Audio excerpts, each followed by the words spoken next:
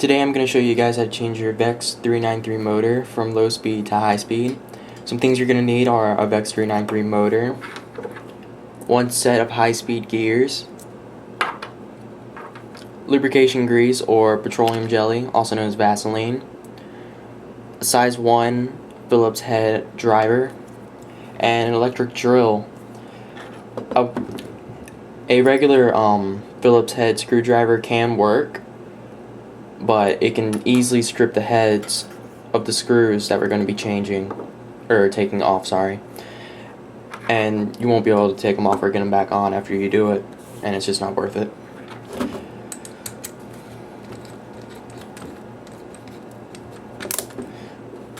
So what we're going to be doing is we're going to take off the 4 screws on the black face.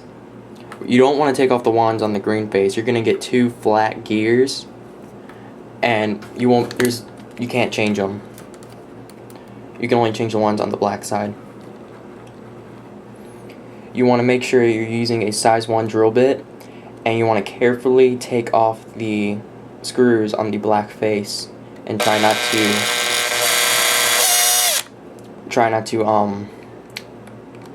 strip the heads.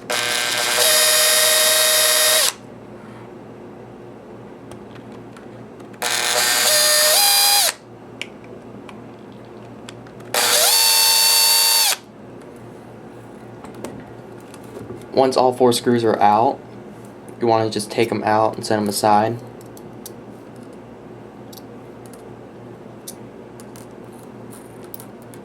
And then you want to take off the black cover.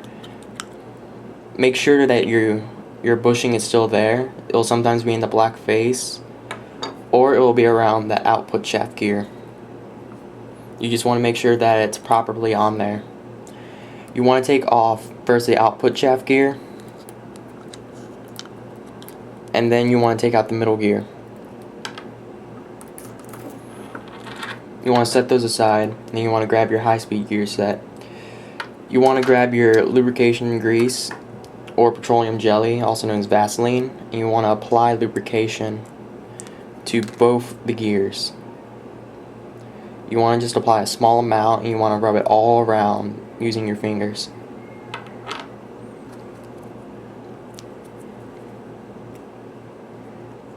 And again, you're going to do this to both gears.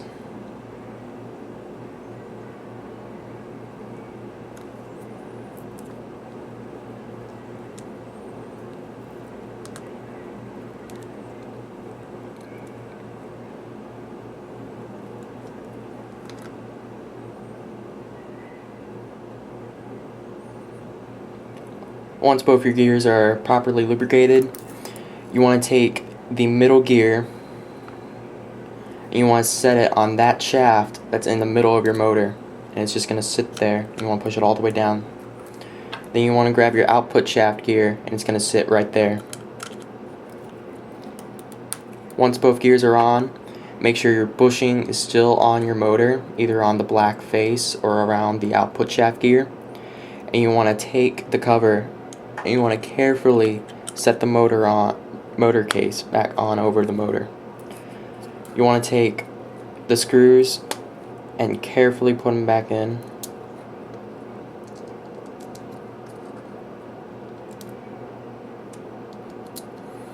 And you want to be really careful when you screw them back into place. Try not to over tighten them, because you can either crack the plastic of the motor or you can strip the screw heads by over tightening them. You want to tighten them very carefully and slowly so that doesn't happen.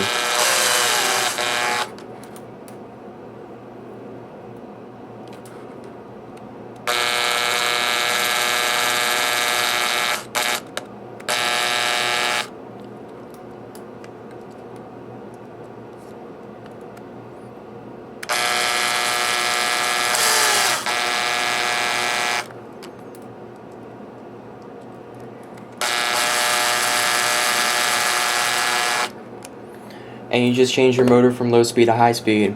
One other thing that you want to do, this motor would look the same as any other regular motor, whether it be low speed or high speed. So what I would do, I would grab a Sharpie and I would indicate on the green face marking HS or some other type of insignia, if you would, on the motor to tell you if it was low speed or high speed.